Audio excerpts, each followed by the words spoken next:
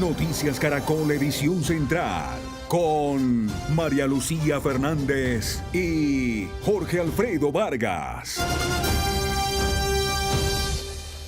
Buenas noches y bienvenidos a la edición central de Noticias Caracol. Ricardo González, el otro hombre señalado de asesinar a golpes a Jaime Esteban Moreno, fue acusado por homicidio agravado. El sujeto que se entregó esta mañana es el mismo que aparece en varios videos dándole patadas en el suelo al estudiante. Geraldine Rosso tiene todos los detalles de la audiencia. Geraldine. Así es, buenas noches para usted y para todos nuestros televidentes. Mire, en un estado de tranquilidad, Ricardo Rafael González Castro, el joven de 22 años, acusado de participar en el homicidio de Jaime Esteban, el joven asesinado el pasado 31 de octubre sobre las 3:30 de la madrugada, escuchó cada palabra de la Fiscalía durante esta audiencia de legalización de captura y de imputación de cargos. El informe judicial señala que este hombre se entregó de forma voluntaria hoy 10 de noviembre sobre las 7:55 de la mañana en la sede del CTI de la Fiscalía en Cartagena, donde se notificó la orden de captura y el traslado a disposición del ente acusador. Según el relato de la fiscal que atiende el caso, los golpes fueron tan contundentes que pues dejaron múltiples fracturas en el cráneo. La funcionaria también explicó que de acuerdo con los videos y testimonios recopilados, los agresores actuaron de manera conjunta y dolosa en estos hechos con la clara intención de causarle la muerte al joven universitario Jaime Esteban. La Fiscalía considera que este hecho fue efectuado de manera dolosa con esa intención de causarle la muerte. Como quiera que es un delito que fue cometido en circunstancia de agravación, es decir, porque colocaron a esta víctima en situación de indefensión, la pena a imponer sería de 400 a 600 meses de prisión. Igualmente existen dos circunstancias, una de menor punibilidad, que es que usted no tiene antecedentes penales, y la de mayor punibilidad porque este hecho fue cometido en coparticipación criminal, no fue una sola persona. La condena que solicitó la Fiscalía es entre 400 a 600 meses de prisión, que corresponden entre 33 y 50 años de prisión. Sin embargo, estos podrían reducirse a la mitad si este hombre acepta los cargos hoy durante la audiencia. En cuanto al otro acusado, Juan Carlos Suárez Ortiz, se levantó la audiencia el día viernes y fue reprogramada para este miércoles sobre las 10 de la mañana debido a agravaciones de salud con el juez que atendía el caso. Alguien, gracias. Bajo pronóstico reservado y en condición crítica permanecen dos de los menores atropellados por un taxista que conducía bajo los efectos de licor en el sur de Bogotá. Pues sí, señor, el sujeto permanece detenido y es señalado de tentativa de homicidio agravado. A esta hora hay una vigilia por los niños heridos. Mayra Tenorio está en el lugar. Mayra. Ustedes ven a esta hora esta imagen, la imagen protagonista en el barrio La Sierra. Les hablo de una comunidad unida bajo un mismo sentimiento, el de esta oración, el apoyo, el amor, para pedir por Estefanía y Martín, estos menores que recordemos continúan en estado crítico tras este accidente, y también pidiendo por estos demás heridos. En este punto donde ocurrió este hecho, ustedes pueden ver cómo hay luz y esperanza, vecinos unidos que se conocen de toda la vida, aquí pidiendo por este milagro como lo han llamado. Les contamos con estas imágenes nuevos detalles también de cómo avanza este caso. En una estación de policía en el sur de Bogotá permanece bajo medidas de aseguramiento José Eduardo Chala Franco, el taxista que arrolló a 11 personas, entre ellas 2 menores de edad que siguen en delicado estado de salud. A este hombre le fueron imputados los delitos de homicidio agravado en grado de tentativa, lesiones personales dolosas y agravadas, cargos que aceptó. Entre abrazos y oraciones, los familiares de los menores permanecen a las afueras del hospital, aferrados a la esperanza mientras esperan su recuperación. Tengamos, digamos que la esperanza de que algo ocurra en ese momento, pero pues todo depende de Dios. Esta es la calle 47 Sur, una de las principales vías de acceso a más de 5 barrios de esta localidad de San Cristóbal, una pendiente que conecta con 3 cruces y una vía cerrada. En este video grabado desde otro ángulo, se observa cómo el taxi desciende a gran velocidad por la calle 47 Sur. El conductor toma la curva, la cebra peatonal está marcada, pero no reduce la marcha, Varias personas, entre ellas los menores arrollados, cruzan a pocos metros del paso peatonal. Las personas que estaban en esta esquina lograron salvarse, igual que este niño que quedó a escasos pasos del punto donde ocurrió el choque principal. Impresionante porque un niño de acá, no sé cómo no lo cogió, se fue el único que se salvó. Policías, paramédicos y vecinos corrieron de inmediato a auxiliar a los heridos. Todos pensamos que se había explotado algo, sonó súper duro el totazo. Cerca de esta esquina donde se detuvo el vehículo, había personas que por segundos lograron salvarse. Yo de acá no me voy porque yo quedé fue como en shock también. Mientras avanza este proceso judicial contra el conductor, la comunidad del barrio La Sierra pide reforzar la seguridad vial en este cruce. Dicen que no es la primera vez que ocurre un accidente en esta peligrosa pendiente. A esta hora, en medio de velas y oraciones, esta comunidad se abraza en la esperanza de que Estefanía y Martín puedan mejorar. Ay, Mayra, qué historia. Con fusil atacaron esta mañana la camioneta en la que se desplazaba Renson Jesús Martínez, gobernador de Arauca. El gobierno responsabiliza al ELN de ataque terrorista. Mi coronel, ya estamos por aquí en la estación de policía también, gracias a Dios salimos bien librados. Así reportó el gobernador de Arauca, Renson Jesús Martínez, a la policía del departamento el ataque del que fue víctima minutos antes. Nosotros dejamos el carro abandonado porque nosotros seguimos y fue imposible continuar porque seguimos en Rines y como unos 10 kilómetros más adelante todos nos subimos a la otra camioneta. Pero dura la situación. El atentado ocurrió en el puente Tamacay, entre los municipios de Fortul y Tame, en el departamento de Arauca, cuando, según el gobernador, varios hombres fuertemente armados interceptaron su camioneta blindada, donde se desplazaba junto con sus escoltas, y fueron atacados en al menos 13 oportunidades. La oportuna reacción de sus escoltas habría sido clave para que el mandatario saliera ileso. Horas después del atentado, el gobernador Renson Martínez habló así ante la comunidad que lo esperaba. Y gracias también a el nivel de blindaje que tiene el vehículo que tiene asignado el gobernador, que es un blindaje 5, y se pudo contrarrestar esta intención, este atentado, en el cual seguro que si no hubiéramos contado con ese vehículo, hoy no estaríamos aquí, la situación sería otra. Por su parte, la policía en Arauca responsabiliza al ELN del atentado. La Policía Nacional, en coordinación con las fuerzas militares, adelanta una serie de investigaciones o acciones con el fin de identificar y capturar a los responsables de este ataque. El señor gobernador y su esquema de seguridad se encuentran fuera de peligro y bajo custodia permanente de la Policía Nacional. En un helicóptero del ejército, el gobernador Renson Martínez fue trasladado desde Tame a la capital de Arauca, donde realizaron un consejo de seguridad para analizar las medidas que se adoptarán en la zona.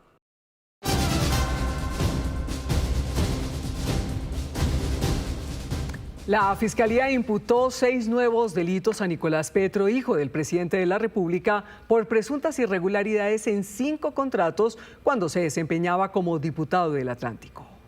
2021 En esta audiencia, que es de otro proceso, Nicolás Petro apareció de nuevo de forma virtual y así escuchó la nueva imputación que se le hizo por parte de la Fiscalía por el presunto desvío de 210 millones de pesos en contratos para adultos mayores y jóvenes cuando fue diputado del Atlántico.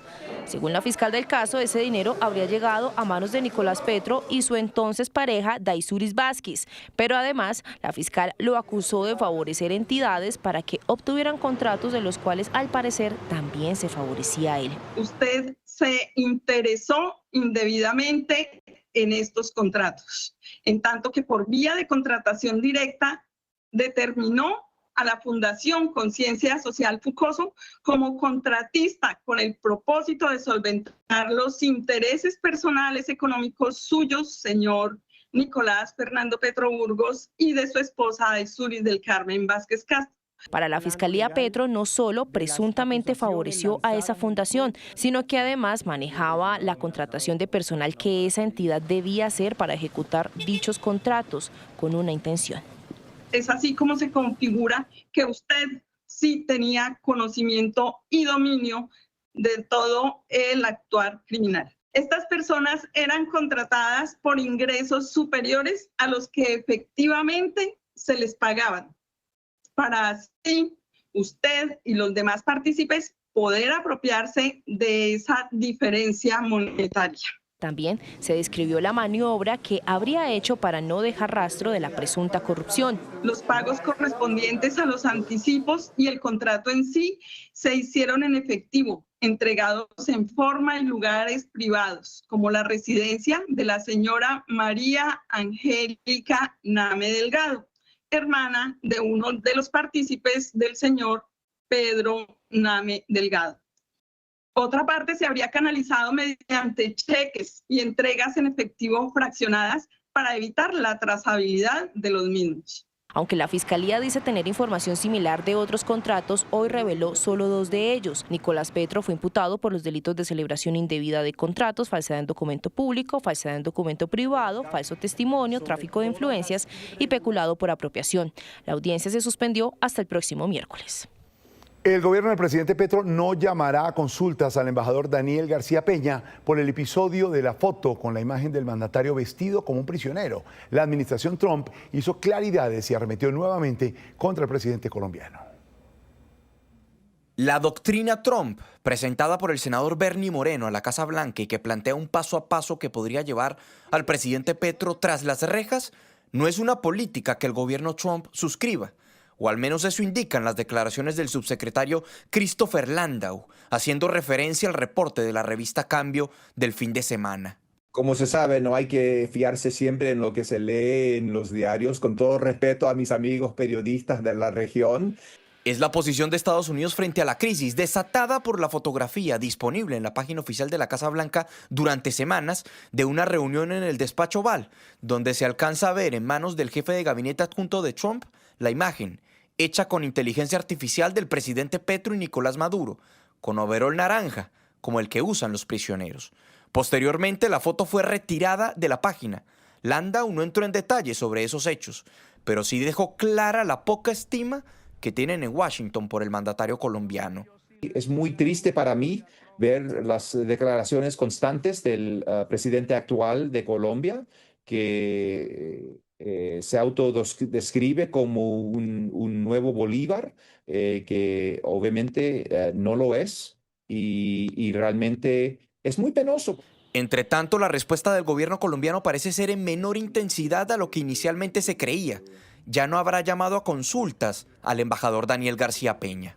Nosotros hemos hecho unas notas verbales a Estados Unidos por parte de nuestra representación diplomática en este país para pedir aclaraciones respecto a esa información que ha aparecido en esa revista. Por ahora no hay un llamado a consultas al embajador. El documento elaborado por el senador Moreno y su equipo detallaba 5 pasos, desde sanciones contra el presidente Petro, designaciones de nuevos grupos criminales como terroristas, hasta la investigación profunda de la financiación de la campaña del hoy presidente de Colombia.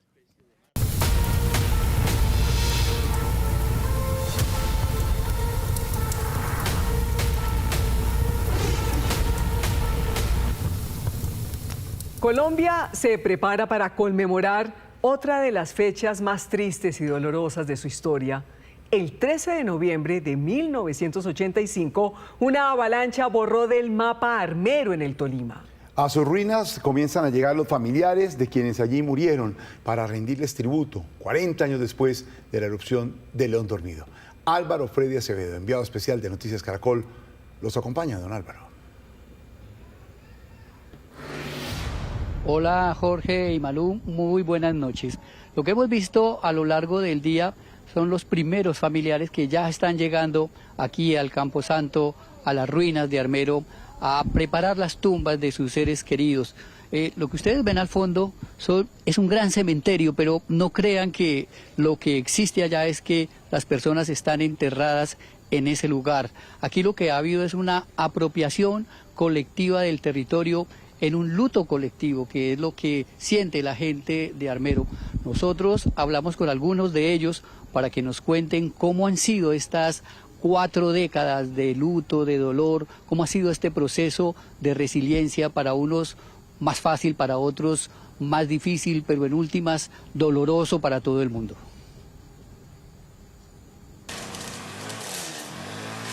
Limpia el Camposanto porque allí descansan sus amigos, familiares y todo lo que conoció en Armero. José Antonio tiene atorado en la garganta un grito de tristeza y de reclamo a su Dios.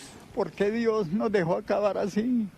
¿Sí? Si la gente aquí era buena, la gente amable, servicial, yo no entiendo. Su dolor no lo puede superar porque tampoco entiende por qué no les advirtieron que una tragedia podía ocurrir y los dejaron a su suerte cuando las cenizas caían y el volcán estaba a punto de explotar. Cuando pasó aquí donde era la defensa civil, estaban recogiendo las cenizas en el capó de un dodar con 2 pedazos de cartón, los de la defensa civil, ¿de acuerdo? A pesar de ser lo de la defensa civil, nunca hubo información, se lo garantizo, se lo digo con toda sinceridad, jamás nos dijeron nada de eso. Pasó lo inevitable y hoy, 40 años después, de sus conocidos solo quedan las tumbas simbólicas de los miles de cuerpos que reposan bajo tierra. Gustavo Rojas, junto a su hija, cumplen una cita infaltable cada 13 de noviembre. En esta tumba pues se le mandó a hacer el trabajo a nuestras 2 hermanas que quedaron aquí en Armero, porque ellas pues no vivían acá en este lado, sino que ellas vivían para el lado del barrio El Dólar, pero eso para allá pues está tan enmontado. Entonces el trabajito se le mandó a hacer aquí al frente del parque. El armerita empezó a hacer el duelo adueñándose del territorio. Levantaron cruces donde no habían muerto sus seres queridos. Fueron demarcando todo con tumbas y epitafios que dejaban testimonio de los seres queridos. Por eso encontramos epitafios tan sentidos y hasta curiosos. La familia que le escribió a la pareja de abuelos que luchó unida por sobrevivir. Otros le rindieron un tributo a Chavita, la señora que inmortalizó el mejor batido de Armero. Otros limpian sus mausoleos y se esmeran en arreglarlos para esta fecha especial, como Alma Landines, egresada del Colegio Americano y quien perdió a toda su familia en la tragedia. Ese duelo toda la vida se llevará y se irán de nuestros corazones cuando también partamos. Alma fue quien propuso hace más de una década la lluvia de pétalos de rosa que durante años han lanzado en cada conmemoración. Una lluvia de flores para no olvidar a los suyos.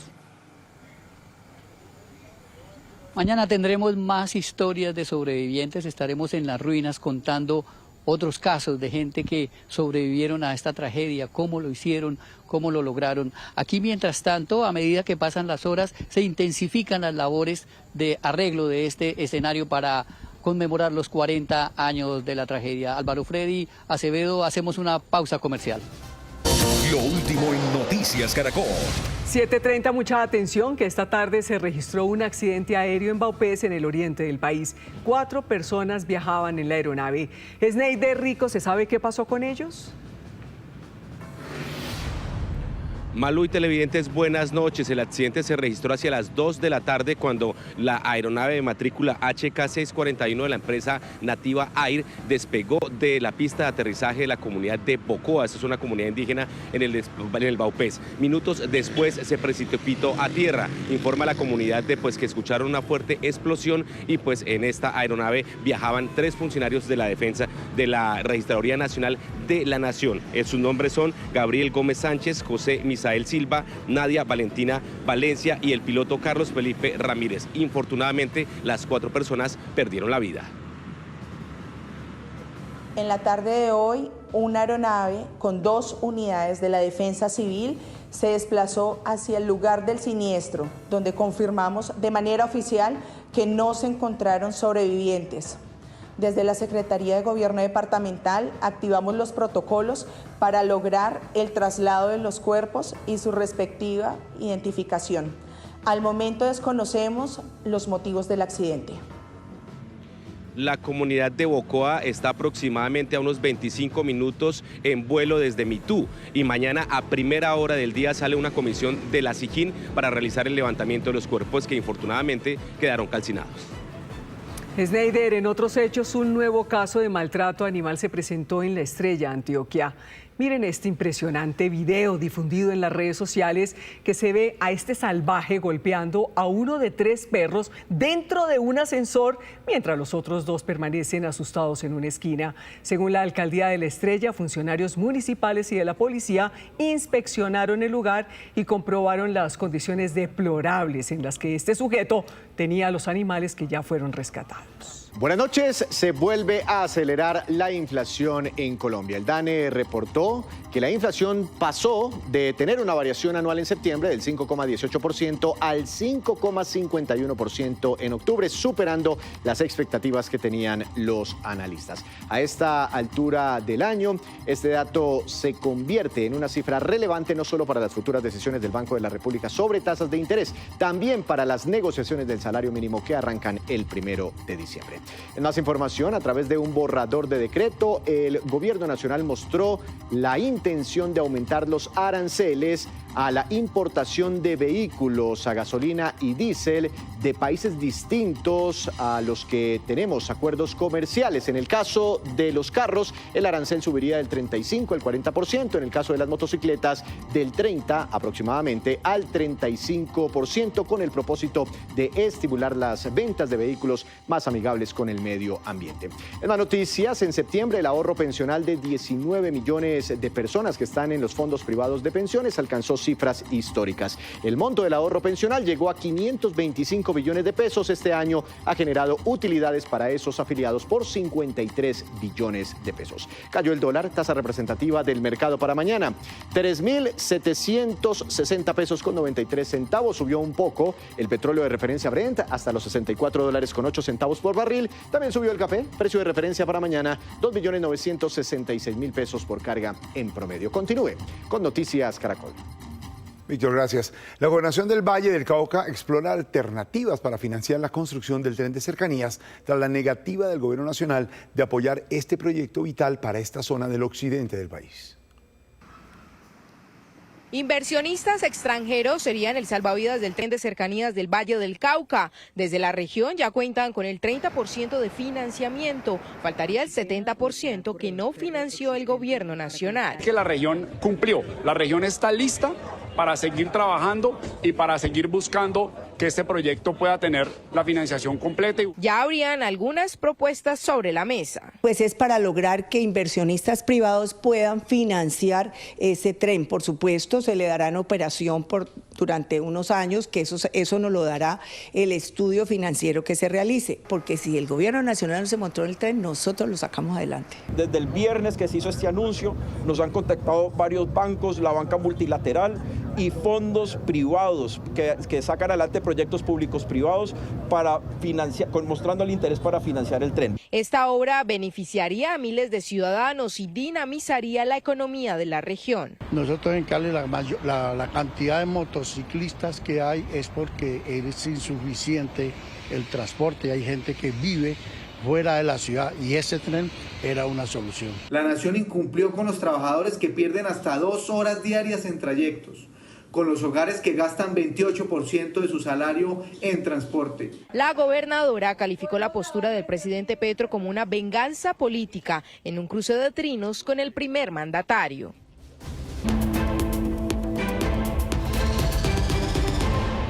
Hola, en Noticias del Mundo hoy, el paso de otro potente tifón por Filipinas cobró la vida de por lo menos 5 personas y dejó a numerosas familias desplazadas.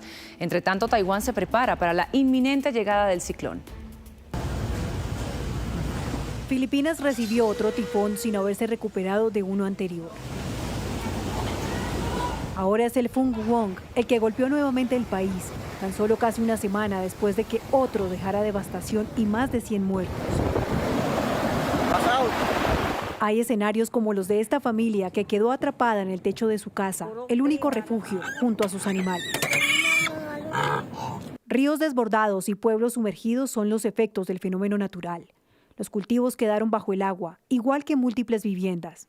El lodo se mezcla con aisladas plantaciones. Varias familias amanecieron sin electricidad tras el impacto del tifón. Previo a su llegada, más de 1 millón de personas fueron evacuadas, pero aún así el desastre es enorme para muchos. Todas nuestras pertenencias están empapadas, no hemos podido salvar nada. En toda mi vida, durante todos los años que viví aquí, puedo decir que este es el tifón más fuerte que hemos experimentado. Las tareas de limpieza ya están en marcha. Para expertos, el aumento de tifones es preocupante. El calentamiento de nuestros océanos y el cambio climático tienen cada vez más impactos en nuestras comunidades. Según el Servicio Meteorológico, el tifón golpeó con vientos de hasta 185 kilómetros por hora y tras debilitarse tomó rumbo hacia Taiwán, donde se anticipan lluvias torrenciales. Para el expresidente de Francia, Nicolás Sarkozy, se hizo justicia al quedar en libertad condicional tras 20 días en prisión. Sarkozy había sido condenado a 5 años de cárcel acusado de recibir financiación del régimen libio de Muammar Gaddafi para la campaña que en 2007 lo llevó a la presidencia. Ahora tendrá que alistar su defensa para un juicio de apelación que se desarrollará en los próximos meses.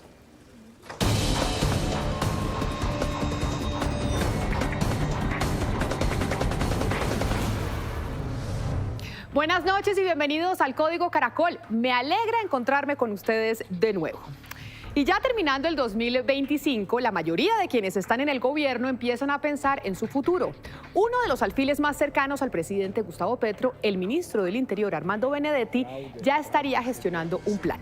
En varios sectores creen que sus cartas están jugadas con la candidatura de Roy Barreras a la presidencia, pero lo que supimos es que estaría pensando en una aspiración propia, pero a la alcaldía de Barranquilla.